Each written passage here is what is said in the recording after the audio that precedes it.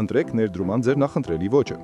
Հայտնի ներդրող Բենջամին Գրեհեմի այս գաղափարը շատ կարևոր է։ Այն կօգնի ձեզ խուսափել շփոթությունից եւ սխալներից։ Գաղափարը պարզ է. դուք կամ մի տեսակի ներդրող եք, կամ մյուս։ Առաջին տեսակը պաշտպանողական ներդրողն է, երկրորդը ձեռնարկատիրական ներդրողը։ Միջին տարբերակ չկա։ Եկեք սա բացատրեմ շատ պարզ օրինակով։ Պատկերացրեք երկու տեսակի մարդու մարզասրահում։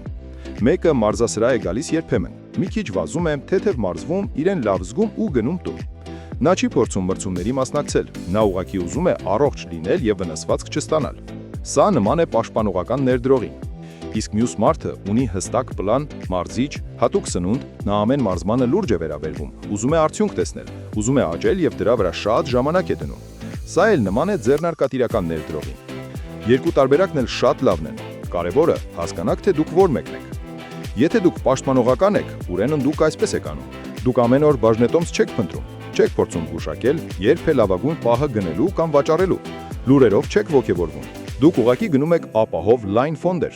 Դուք պարզապես պարբերաբար գումար եք ներդնում։ Կարևոր չէ շուկան բարձրանում է թե իջնում։ Սրան ասում են միջինացման սկզբունք։ Դուք ձեր ներդրումները հազվադեպ եք ստուգում։ Եթե պետք է փոքրիկ փոփոխություններ եք անում, հետո թողնում եք, որ բարդ տոկոսն իր գործն անի ու ձեր գումարն աճի։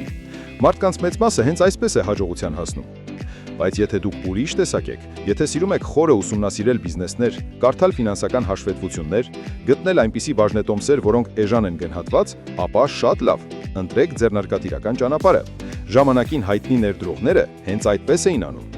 Բայց պետք է հասկանալ, սա լուրջ աշխատանք է, ու սա բոլորի համար չէ։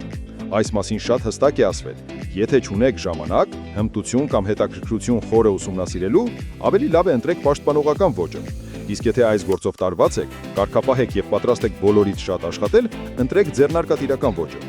Բայց երբեք մի փորձեք լինել այս երկուսի մեջտեղում։